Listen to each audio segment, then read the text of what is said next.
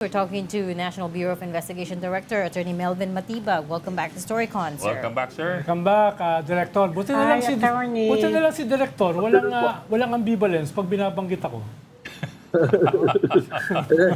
Alam mo naman, Senator Idol kita. Alam niyo pong, Kasi alam yung mga sikreto mo. alam niyo pong perpetrator ito, Yun di yung pala ba? ambivalence. Okay, Director Matibag, we're talking, first and foremost, we're talking about the very tragic incident that happened with the Ateneo basketball players. Just this afternoon, CIDG Director Major General Robert Morico said it was not an accident that the basketball players were 700 meters away from the resort that they were staying at. And this goes against what was said last week by the PNP, which is initially they said this was an accident, there was no foul play. And now you're saying that it was not an accident. So which one is it? Well, sa amin po, from the Bureau of National Bureau of Investigation, we are still in the process of investigation. Just today, we finished around 8 walo po na basketball player together with the lawyers and the parents na interview po namin sila. And we will have some more tomorrow sa Friday. Nagpadala rin po ng message si Coach Tab Baldwin na through his lawyer na baka mag-participate siya po doon sa investigation sa Friday.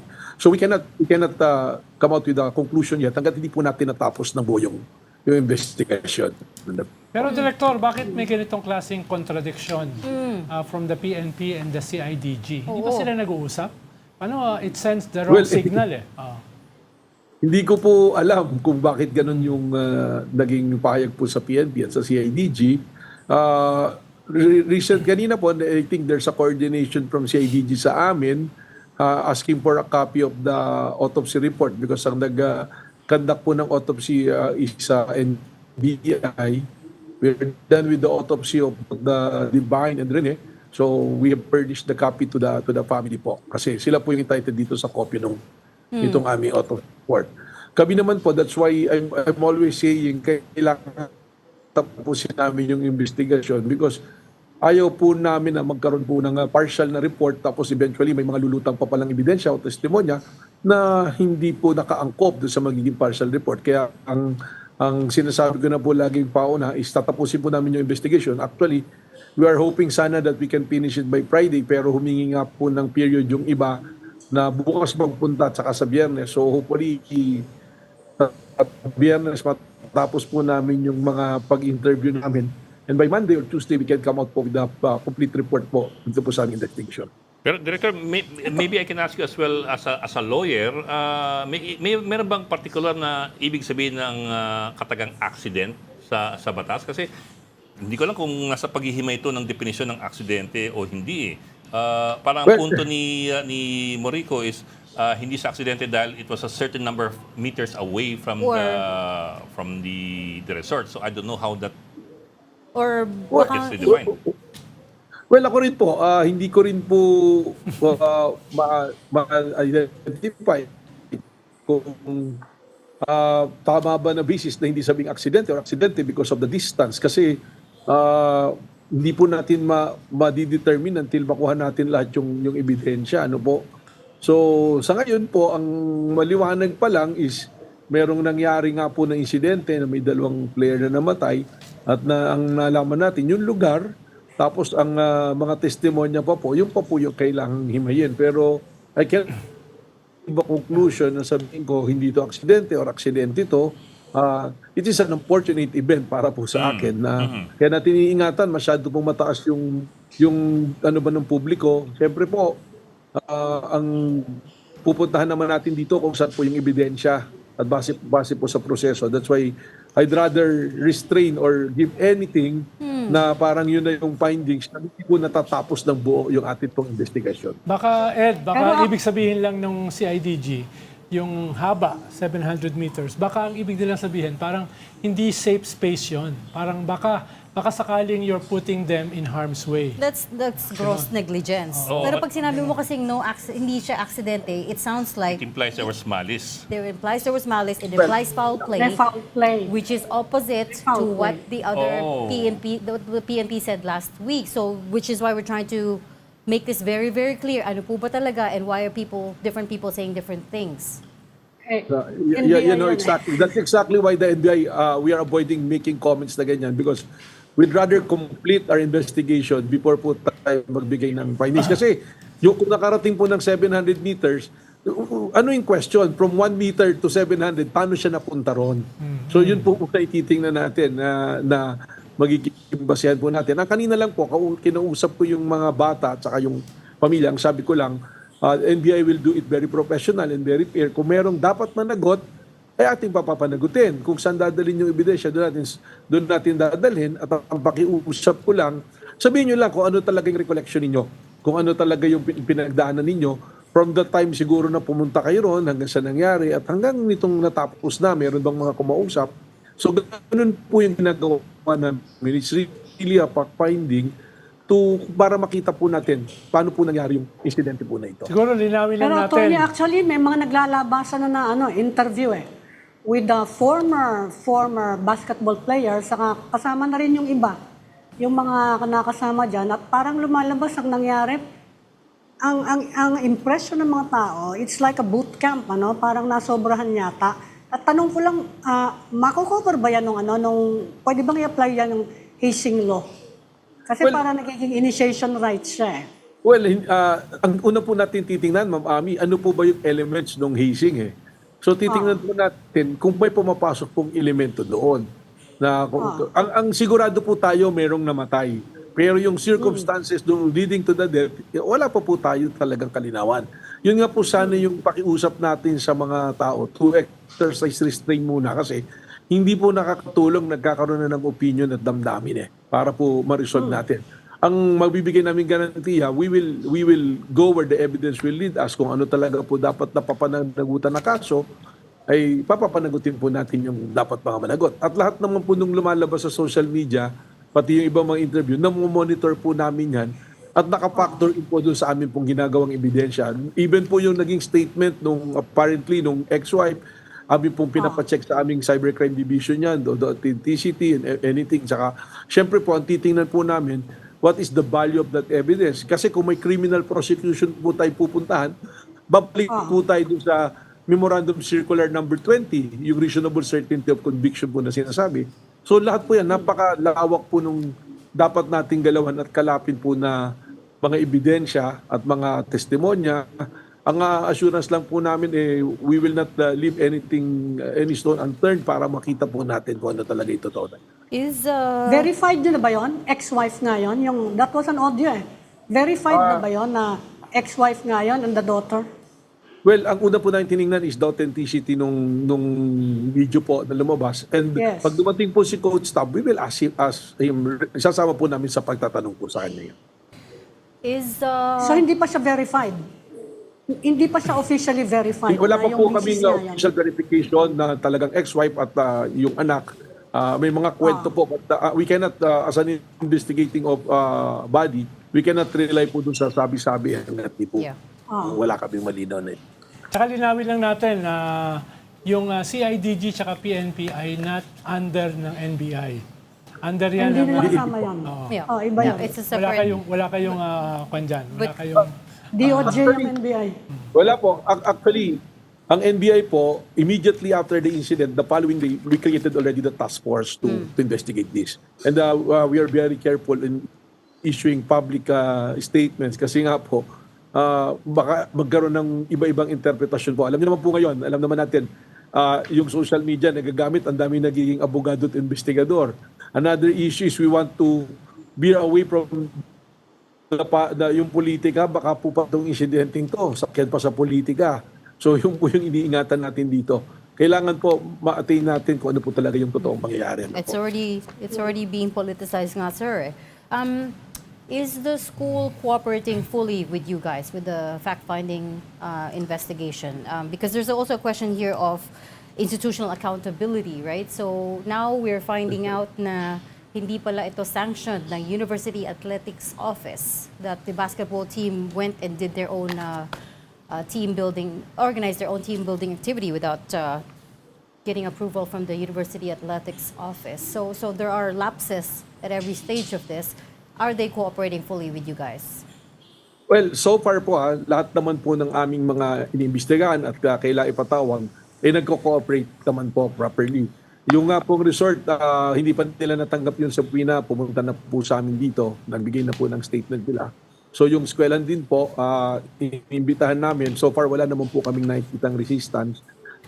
Ito pong, we will also invite yung other agencies like CHED, kasi there is a circular from CHED that yung pong mga activities na ganito should also be somehow get an authority from the Commission on Higher Education. So kasama po yan. Lahat po talaga sinama namin, even UAAP, we are contemplating also on inviting them para po mas daw po yung maging natin, investigasyon. Director, without compromising your impartial investigation nyo, Sorry, wait lang. Tapusin ko lang yung question about sino yung investigahan. What about the MDRRMO and the first responders? Because lumabas doon sa interview ni Pia Ontiveros that one of them had a pulse. And then they stopped ma'am. the CPR. Pati po yun, pati po LGU po. Oh, pati LGU kasama rin po. Ang finding po namin, ang task force po namin is composed of the Homicide Division, kasama po dito yung Region 3, sila po yung pumupunta sa Aurora kasi sakop po nila. And of course, the Office of the Director po is hands-on din po rito. Medyo malawak po na grupo yung na ginagamit po namin for the investigation. Ronald. without compromising your impartial investigation, Director, ano yung next steps nyo? Ano yung hinahanap nyo dito sa inyong, paano kayo magpo-proceed? No? Para may kaunting indication yung mga mamamayan, yung mga tigapakinig, na paano nag-aabante itong investigasyon?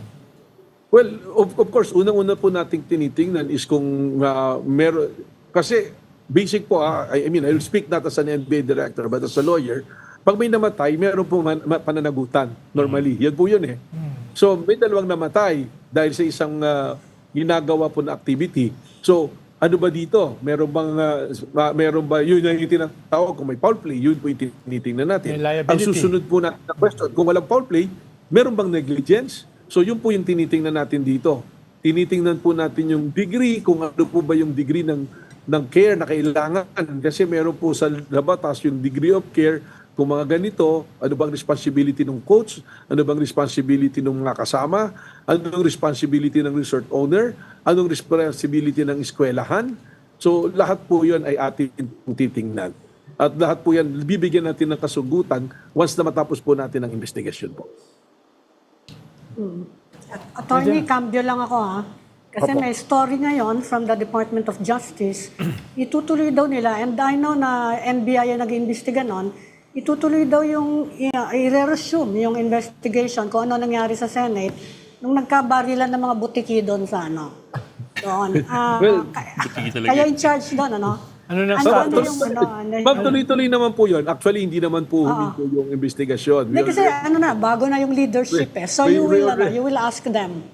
Yes, we already natapos na po namin yung report namin, the spot report, including the attached evidence and testimonies, and we have forwarded it to the investigation po ng na-create na task force ng DOJ. At nasubmit na rin po namin yung mga personnel namin. Umattend po kami, nag-participate kami. Kami naman po, nung inimbitahan namin si General Aplasca, nag-beg off siya na umingi muna siya ng period. So wala naman pong problema ron.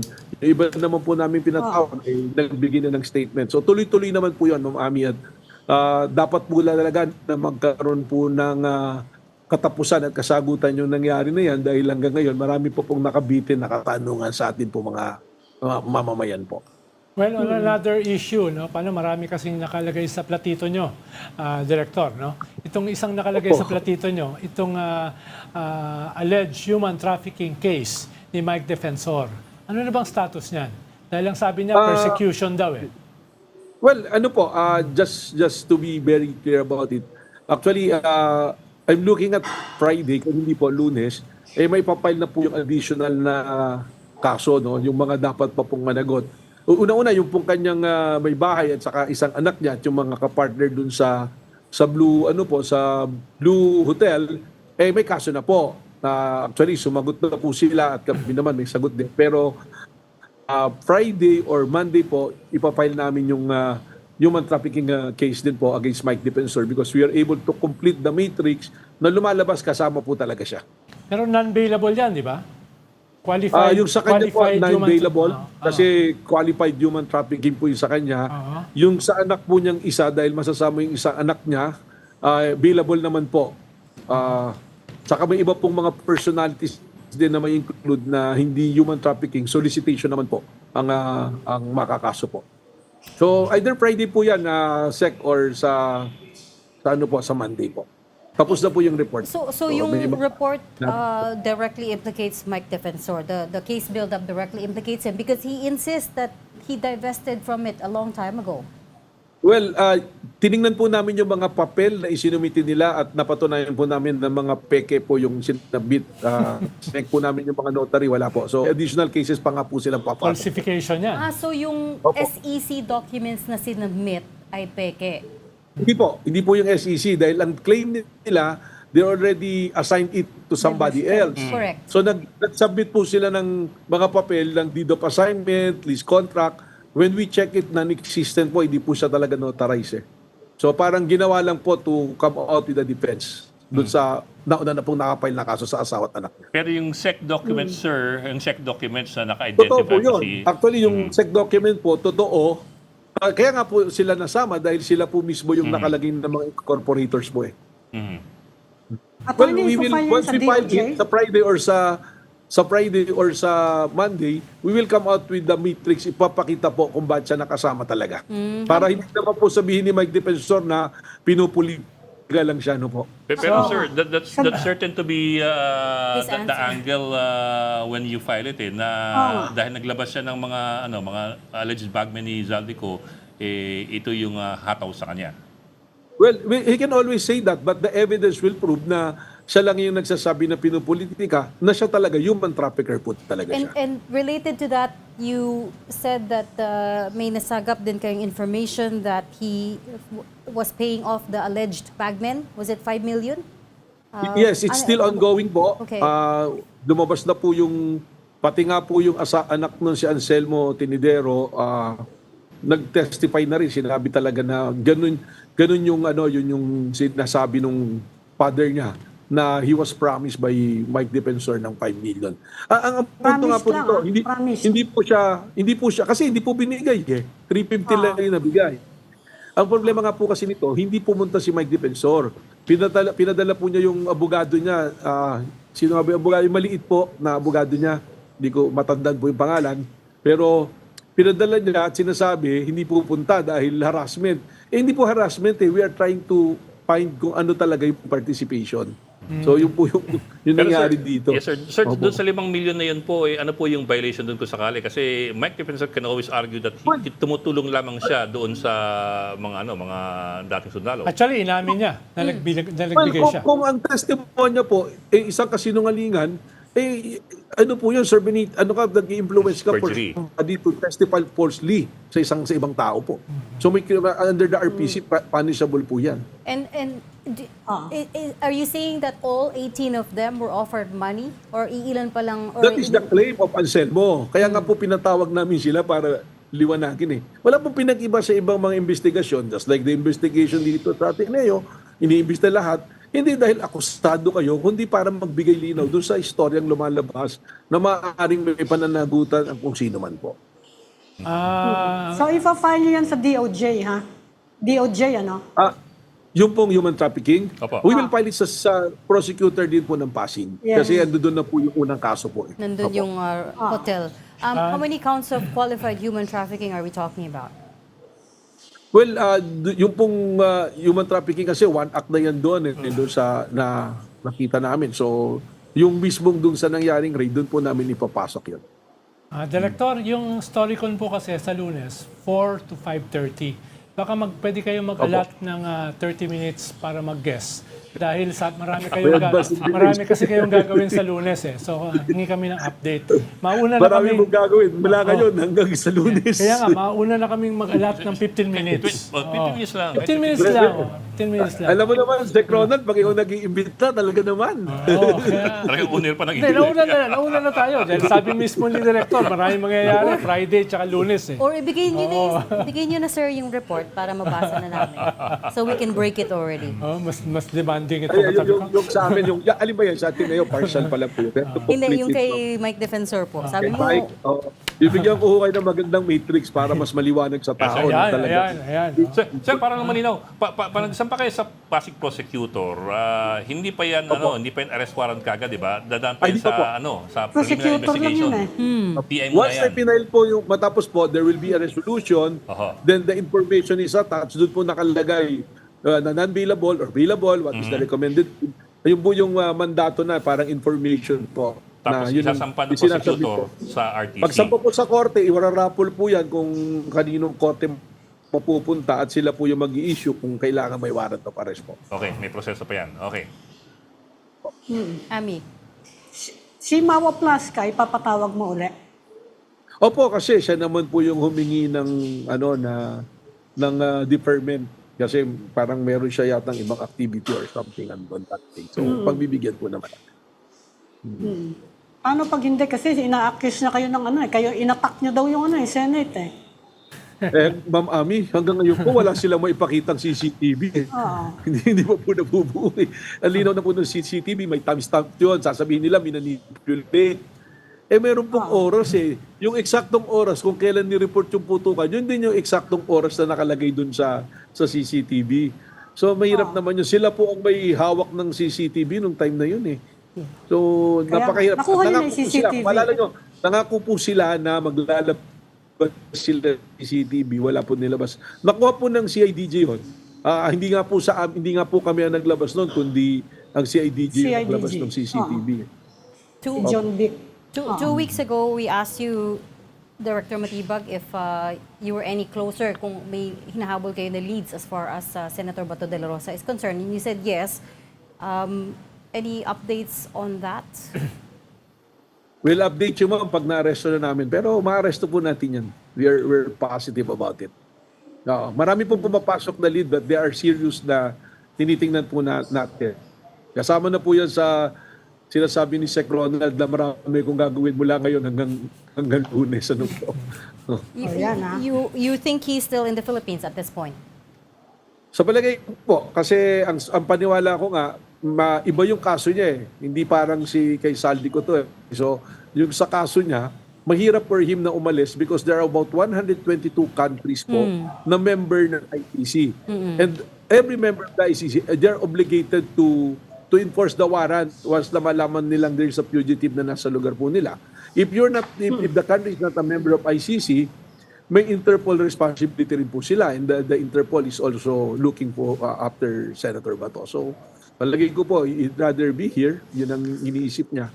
Baka mas ligtas siya rito, and there's still a pending claim before the Supreme Court. So, yun po siguro. Kaya I have a strong belief. Or tataka siya sa China. Well, that is also a possibility. Pero tingnan po natin kung ano talaga sa mga susunod na araw at linggo. Kasi sana may positibo po tayong development dito. But you sound pretty confident, Director Matibag, about finding him. Medyo may maganda po. May maganda po tayong tinitingnan na lead po. Na ibubulong sa atin? Hindi. Okay, well, I'm just joking. I'm just joking. Thank you so much for talking Salamat, to Director. us. Kita-kits sa Lunes. Despite your very busy schedule. Kita-kits sa Lunes. Oo. Tapos Friday niya in-announce, oh. Lunes, sir, ha? NBI Director Melvin Matibag. Salamat. Salamat, Director. Thank you po. Thank you.